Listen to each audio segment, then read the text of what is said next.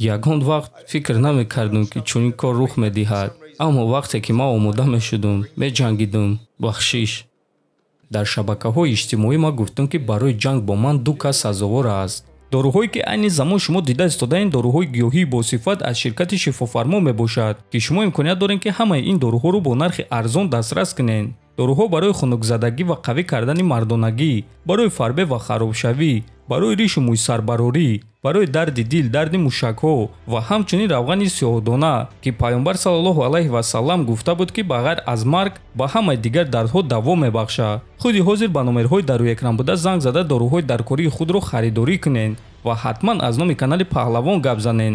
ҳамин гуна шумо ҳам доруҳои даркории худро ба даст меоред ва ҳам канали моро сахт дастгирӣ мекунед. пеш аз ҳама ислам табрик, дар пои ту яхро дида мешавад. ин таъсири ҳамон зарбаҳост? ин шахс девона аст. сари ӯ хеле сахт аст.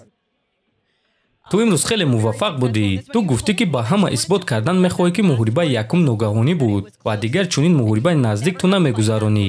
дар ин муҳориба чизҳои тайёркардаи ту чӣ қадар кор карданд? чунки ту исбот кардан мехостӣ ки Волконовский дар сатҳи ту нест. якум муҳориба бо Алекс хеле вазнин буд. танҳо барои он ки ман дар муддати 4 моҳ барои муҳорибаи унвонӣ зидди Оливера омода шудам ва баъд дарҳол баъди оне ки ман аз октагон баромадам, ман омодагиҳои худро барои муҳорибаи нав оғоз кардам зидди Волконовский. ҳамаи ин чизҳо дер давом карданд ва маро хаста карданд. ман 7 моҳ тамрин кардам ва вақт надоштам ки худро барқарор кунам. ғалабаи худро ҷашн гирам вақте ки ман камарбандро гирифтам. вақте ки ту ҷангвари касбӣ, ба ту каме вақт дар кор мешавад ки худро барқарор кунӣ. ҳадди ақал 2-3 ҳафта. баъдан бояд истироҳат кунад. акнун баъди муҳориба дар Австралия ман 1-2 моҳ истироҳат кардам ва баъд 3-4 моҳ пеш аз муҳориба оҳиста-оҳиста тамринҳои худро оғоз кардам. ва аллакай дар вақти омодагиҳо мо ҳамаи корро кардем. ҳама коре ки карда мешуд, ҳама чизҳое ки мо нақша доштем. барои ҳамин муҳориба барои ман чунин осон шуд. бале, чунин ба назар мерасид. одамо мегуфтанд ки агар муҳориба бо тариқи нокаут ба анҷом расад, пас ин корро Волконовский мекунад. гӯё ки акнун ту ба тамоми ҷаҳон исбот кардӣ ки ту дар ҳама мавқеи ҷанг хатарнокӣ. бале, акнун ман дар ҳама мавқеъ хатарнокам. одамон то ҳол малакаҳои зарбазанӣ маро баҳо намедиҳанд, аммо такрор мекунам. ман бо любой кас дар стойка ҷангида метавонам. ин шахс беҳтарин зарбазан дар UFC ба ҳисоб меравад. ва имрӯз ман сатҳи худро нишон додам. ман танҳо гӯштингир ё греплер нестам. ман доимо инкишоф ёфта истодаам. ман ҷангвари ММА-юм. ва одамо бояд қабул кунанд ки худи ҳозир ман беҳтарин ҷангвари паунд-фу-паундам. ба фикри ту рӯзи душанбе онҳо рейтингро тағйир медиҳанд? ба ман фарқ надорад. ман дуюм рақами рейтингро задам ва маро дар куҷо мемонанд фарқ надорад. якум ё дуюм рақам. бигзор ки маро дар ҷои 30-юм монанд. барои ман фарқ надорад. медонам ки ту гуфтӣ ки рақиб барои худ интихоб намекунӣ, аммо ба ҳар ҳол мепурсам. чӣ қадар зуд ту баргаштан мехоҳӣ? ту ғалабаи зуд ба даст овардӣ. албатта ки ту дер боз омода шудӣ. аммо ҳаст ягон кас дар дивизион, масалан Чарлз Оливера, Ҷейсон Гейҷи, бо ки ту ҷангидан мехоҳӣ. медонед, дар шабакаҳои иҷтимоӣ ман гуфтам ки барои ҷанг бо ман ду кас сазовор аст. Гейҷи ва Оливера. фикр мекунам ки дар ҷанги навбатӣ Чарлзро мезанам. ва баъд Гейҷи.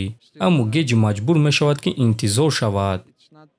ва ин чиз барои ӯ ноадолатона мешавад. барои ҳамин онҳо метавонанд ки зидди якдигар муҳориба гузаронанд. ва баъд мо номи довталаби ҳақиқиро мефаҳмем. ин фикри шахсии ман аст ва ин вазифаи ман нест. дар ҳама ҳолат ту чемпионӣ ва фикри ту маъно дорад. Алекс, ана ҳамин гуна натиҷаи муҳориба ва ту каме вақт доштӣ ки оиди ин чиз фикр кунӣ. ту фикрҳои худро оиди ин муҳориба баён карда метавонӣ? бале, кори мо ҳамин гуна аст. аммо ман худам розӣ шудам. ман бояд ҷангро тамошо кунам. лекин ислам зарбаи хуб зад. нигоҳ нокарда ба ҳимояи ман аз ин зарбаи ӯ хуб гузашт. эҳтироми ман ба ислам. то лаҳзаи нокаут ҷангро чӣ гуна ҳис мекардӣ? ма ҳис мекардам, ки қувваи хеле зиёд дорам. Пеш аз ҷанг гуфтам, ки ман ӯро ба накавт равон мекунам, ба ӯ фишор мекунам ва ман ба ӯ ҳамла мекунам. Аммо дар вақти ҷанг ман худро каме аҷиб ҳис мекардам. Каме эҳтиёт кардам, дар ҳоле ки ман чизро интизор набудам. доимо гӯё чизеро интизор будам. Ба худ мегуфтам ҳозир, ҳозир.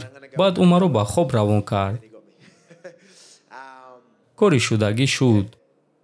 чаро ту ин гуна будӣ? чаро интизор шудӣ? ман нияти дар ин ҷо нишастан ва баҳона кофта надорам. албатта ки ман тарафдори онам, ки барои ҷанг бояд лагери пурра гузаронӣ. аммо худи ман қарор баровардам, ки ба ин муҳориба баром. ва шояд қарор баровардан, яъне қарори хубтар бароварда мешуд. чунки ислам аз он ҷангвароне нест, ки зидди ӯ дар муддати кӯтоҳ бароӣ. лекин барои ман ин чиз дар кор буд. бисёриҳо фикр мекунанд, ки ман барои пул баромадам. аммо гап дар дигар чиз буд.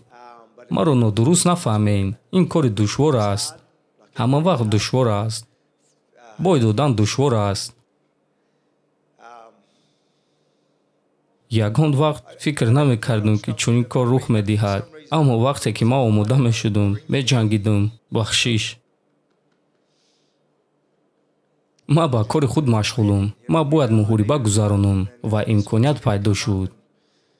ростига ман пурра кӯшиш накардам. аммо ман бояд, ки ин муҳорибаро қабул мекардам. чунки ман доимо ба худ мегӯям, ки ин тақдири ман аст ва барои ман бе муҳорибаҳо мондан душвор аст. ҳама чиз бо ман хуб аст. ман оилаи беҳтарин дорам. аммо ман бе ҷангҳо наметонам. ман худам аз UFC талаб мекунам, ки ба ман ҳарчи зудтар муҳориба диҳанд, то ин ки ман ба кор машғул бошам. ман бояд, ки доимо тамрин карда омода бошам, вагарна сарам дард мекунад. барои ҳамин ҷавоби ман ҳамин аст.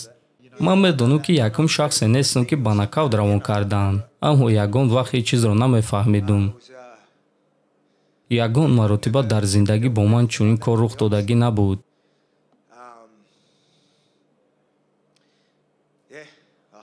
ман доимо мегӯям, ки мо бояд профессионал монем ва мутаассифона ин дафъа ман ин корро карда натавонистам.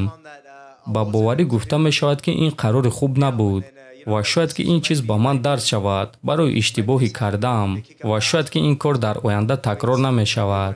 акнун вақти он расидааст, ки ба вазни ним сабук баргардам ва ягон касро дар он ҷо шикаст диҳам.